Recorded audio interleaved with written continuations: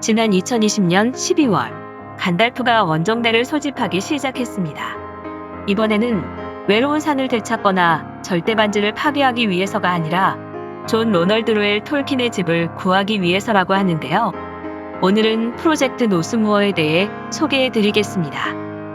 노스무어는 영국 옥스포드에 있는 거리 이름으로 존 로널드 로엘 톨킨이 1930년부터 1947년까지 살던 곳입니다. 노스무어의 20번지에 있는 이 집이 바로 톨킨이 살았던 집이지요. 이 집에서 톨킨은 호빗과 반지의 제왕을 썼습니다. 즉, 이 집은 호빗과 반지의 제왕 두 책의 실제 고향이라고 할 수 있습니다.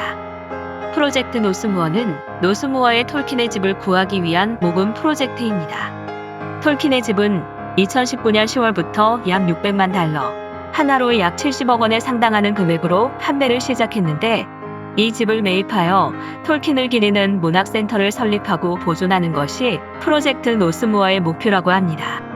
프로젝트 노스무어는 집을 구매할 수 있는 돈을 모으기 위해 지난 2020년 12월 2일부터 모금을 시작하였고, 2021년 2월 4일 기준으로 목표 금액인 600만 달러의 17%가 모인 상태입니다. 톨킨의 집을 구하자는 프로젝트의 소식에 이안 맥켈런, 마틴 프리먼, 존 리스 데이비스, 데릭 제이코비, 애니 레녹스 등 유명인사들이 응답하며 프로젝트 노스무어의 예고 영상에 출연했습니다. 코로나19 바이러스가 여전히 유행하고 있기에 2020년대답게 스마트한 온라인 화상통화를 통해서 말이죠. 예고 영상에서 그들은 노스무어의 집의 중요성과 프로젝트 노스무어의 목표에 대해서 설명하고 톨킨 팬들을 위한 프로젝트임을 밝히며 혼자서는 작지만 모였을 때 거대한 팬들의 도움 없이는 프로젝트가 성공할 수 없을 것이라고 프로젝트를 위한 후원을 부탁했습니다. 이분이 프로젝트 노스무어의 대표인 줄리아 골딩인데요. 줄리아는 옥스포드에 거주하고 있는 추상 경력의 소설 작가입니다. 러드 오브 링스 채널과 생방송으로 진행한 인터뷰에 따르면 그녀는 어린 시절 반지의 제왕을 읽고 톨킨과 가운데 땅 세계관을 좋아하게 되었으며 옥스포드에 살면서 지나는 길에 한 번씩 톨킨의 집을 보곤 한다고 말했습니다. 2020년에 들어서면서 톨킨의 집이 매매에 오르고 코로나 바이러스로 큰 침체를 겪자 이런 시기에 의미 있는 일을 해내보자는 취지로 이와 같은 아이디어를 떠올리게 되었다고 했습니다. 줄리아는 프로젝트 노스무어를 통해 톨킨의 집을 톨킨과 글쓰기를 사랑하는 사람들, 소설작가, 영화작가 같은 사람들을 위한 영감의 장소로 만들고 싶다고 전했습니다.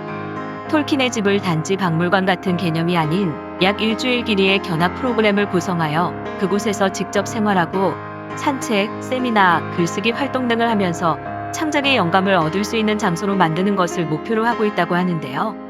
줄리아는 또한 톨킨의 집에 직접 올 수 없는 사람들을 위해 가상 투어, 세미나 생방송 등 온라인을 통한 이벤트도 추진하고 싶다는 의견을 밝혔습니다. 프로젝트 노스무어의 이 계획들은 목표 금액인 600만 달러가 모여 집을 구매했을 때 가능해지는 것으로 만약 목표 금액을 달성하지 못한다면 후원금들은 환불될 것이라고 합니다. 후원하실 의향이 있으신 분들을 위해 잠시 설명드리자면 프로젝트 노스무어 홈페이지의 도네이트 페이지에 들어가면 페이팔, 신용카드, 저스트기빙 세 가지 수단 중 하나를 골라 후원을 하실 수 있습니다. 후원 금액에 따라 여러 가지 선물을 받게 된다고 하는데요. 금액에 상관없이 후원을 하면 모금 원정대의 일원이 되며 이메일로 증명서를 받게 됩니다. 이안 맥켈런 경이 프로젝트 노스무어의 예고 영상을 공개하며 남긴 말씀대로 톨킨이 그 정도로 존경받는 작가임에도 톨킨 문학센터가 없다는 것은 뭔가 슬프다는 생각이 드는데요. 한편 전 세계 톨킨 팬들의 연결망이라고 할 수 있는 톨킨 소사이어티에서는 프로젝트 노스무어에 대해 부정적인 입장을 보였습니다. 프로젝트 노스무어의 연락을 받은 톨킨 소사이어티는 프로젝트에 관한 설명을 들은 후 위원들 간의 논의 결과 만장일치로 톨킨 연구 및 교육 문화 등의 진전이 없는 프로젝트라는 결론을 내린 것인데요.